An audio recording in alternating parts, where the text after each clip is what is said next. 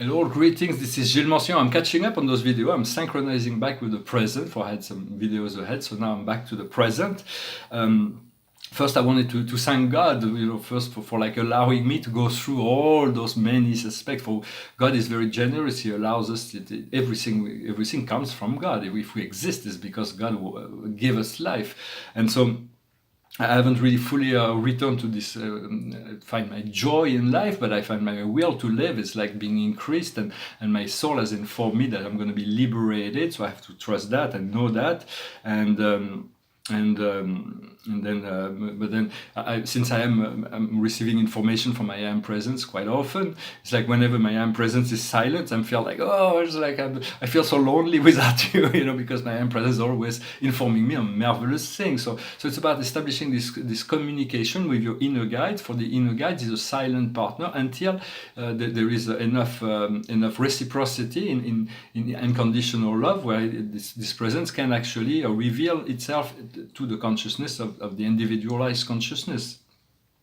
For everything comes from God, and I want to thank God for me, in terms I know that everybody should do the same, but we first for His ministry, for God has been patient with me, for His patience, He's been allowing me to go through my process at my own step, for His mercy, for very often is for forgiving me for my mistakes, for my transgressions, for my doubts, for all those things, for His compassion, because there is so much compassion that comes from this inner self, from that God self.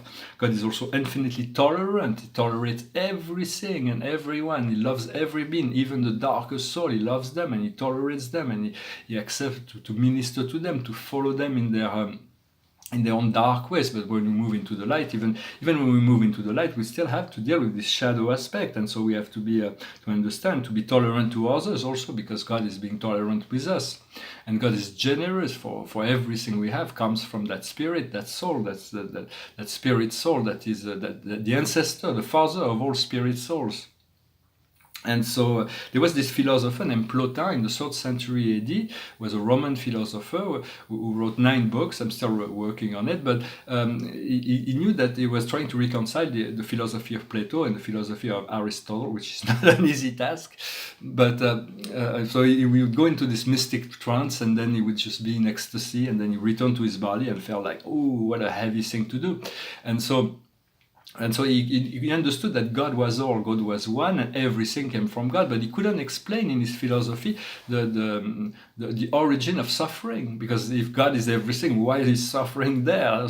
But in a sense, it's because God allows us free will, and through our free will, we are doing things that are not in alignment with the divine law. As we align with the divine law, which is the law, which is the law of infinite perfection, of power, of love and wisdom combined. Love and wisdom combined gives power, and true power is the power of a self through the love and power, through the love and wisdom. And so it is about aligning with the law, but the law is like the law is still merciful and understanding of the condition, because the infinite perfection is impossible to reach within the human frame of experience.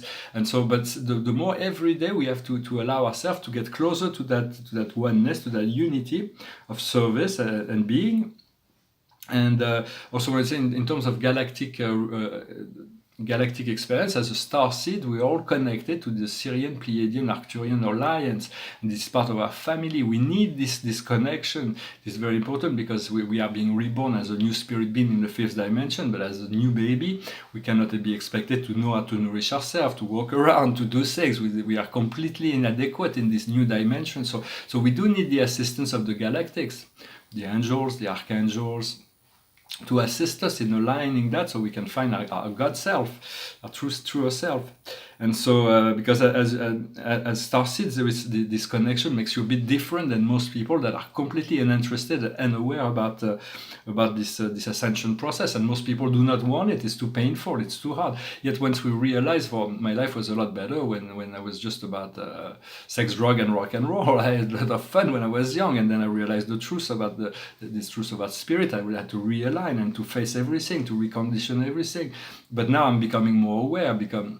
as we do that for a time, it is difficult to let go of the old patterns, but we let go. But then once this Pandora's box is open, we know that there is no going back. We have no choice but to address this inner self and a higher consciousness, and it is the only way to find true liberation. So it is all worthwhile, even though it is a difficult path to remove all those layers of conditioning.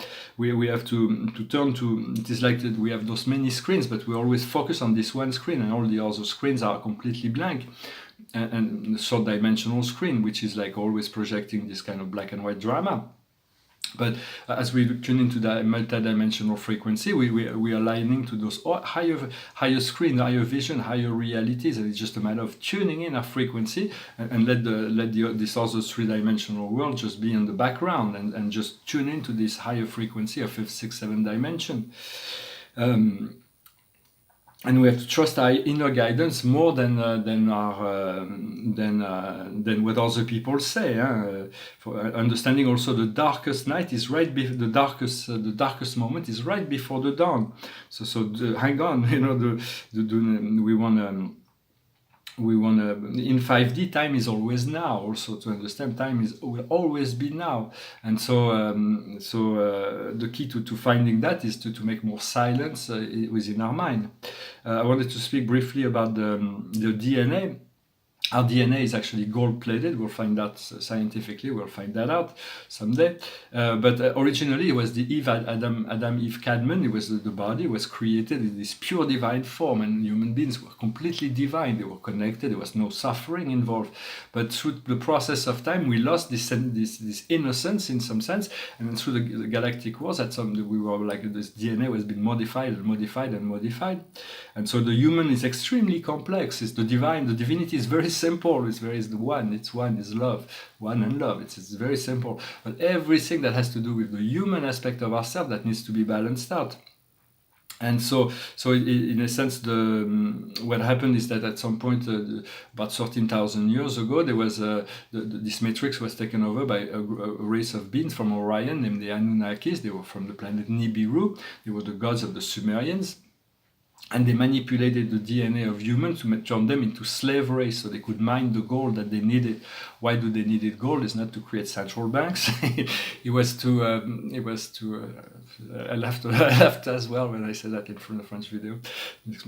But it was to vaporize it into the atmosphere, because through this process, this technological process of vaporizing gold into the atmosphere, they could maintain their physical body eternally.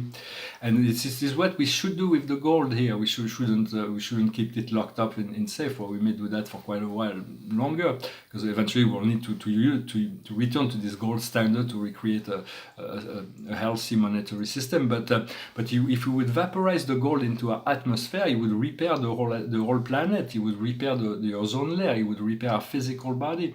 We are a little bit oxygen deficient here. We should plant more trees. We should clean up the ocean, so we'll have more oxygen. Most of the oxygen comes from the ocean, and so what we're doing is like we have to find this balance between this human conditional self and this divine unconditional self, dealing with all those parameters of the DNA. For the God self, it already knows which way to go, and so it's about following this inner voice. Following the law of one, for there's many text of law, the Bhagavad Gita, the Tao Te Ching, the I Ching, the Bible, the Torah, the Quran, all of those are laws. They are text of laws. And Mahomet, all the prophets were men of peace. They were about creating this human society of brotherhood. Just it's been detoured, but they were revealed at the time where the humanity were very polarized and very, like in the Middle Ages, they were barbarians. So that's why in the Quran it's a little bit brutal, but it's no longer like that. Now, since the 18th century, God is aware of that the humans have reached the level of the dignity of humanity, of the human rights. And so it is about making peace, brotherhood, and love. It is about unity, finding this unity. And I felt my project of starting this new renaissance will be soon starting. For renaissance, not just the artist. The first one, it's about finding the mecenes, the philanthropists, the collectors, the people that support the movement, the people that are the patrons. There is all. It's going to be a global movement. So a lot of things going to be unfolding. In the first renaissance, the was started initially for we can blame a lot of things on not blame, but we can say the Vatican did a lot of wrong things, but there was one thing. It was Jules II, I think, was a pope in the 14th century who decided to start this new renaissance, and he sent emissaries all over Italy, and one of them got to meet Giotto, the artist Giotto, and he saw his sketches, and he said, "Wow, it's so beautiful, give me that, I'm going to bring it to the Pope, and we'll get you commissions to do work." And but he said, no, I'm going to keep my sketch, I'm just going to, and he took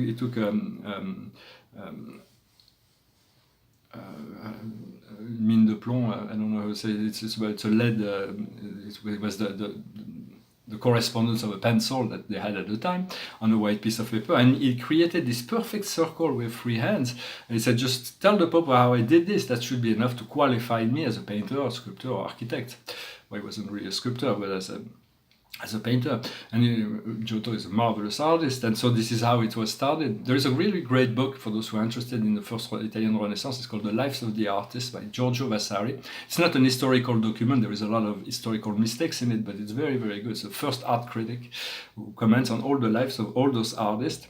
And so the painting behind me is an interior. It's about those 2 people that are inside the gallery, and this central painting that I find is quite magical. And those people are like transparent. It reminds me of my own personal form. When in my original form, we existed as groups of spirit beings, but we had forms, but we were not solid. We were made of, we are transparent, and we have all those energy circuits that are flowing constantly through us. And those beings are a little bit like that. It's kind of interesting, I think. I like this painting. It's signed and dated 2005. This is part of my series on the I Ching. It's the hexagram number 23. I have 64 of them. This is the number 23. So the light is like moving outside. It's like the peak of winter when the light is vanishing from the top, and then as the return, the number 24, it returns from the bottom with the coming of the. And then the painting over there is it's an astrological painting with 150 planets. It's not very well lit, but it's a beautiful piece as well. And this is a piece about the local universe with the 100 constellation. And so I hope this message was interesting for you. I'm gonna finish with a little song, just to finish in music. It's a gospel song. It goes like this. I will follow him wherever he may go, and near him I always will be, for nothing can keep me away, he is my destiny. I will follow him.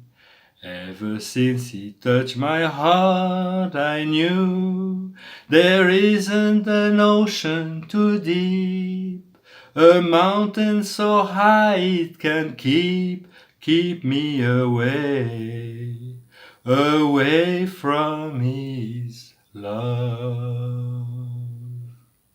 Well, thank you very much. I hope you enjoyed this equinox, for it will be a very, very powerful flash of light. I hope also I'm going to continue to make those videos. Even if I start my project, I may communicate even more. The form will change, but as we ascend also, we will discover new reality, new level of reality, and we're going to need to share it. So hopefully it's going to be really quickly, it's going to happen, and it's going to transform our life in the next in the next times. This is very powerful transition time with an eclipse that is coming the next couple of days. So I hope you enjoy it, and I wish you a wonderful day. Namaste.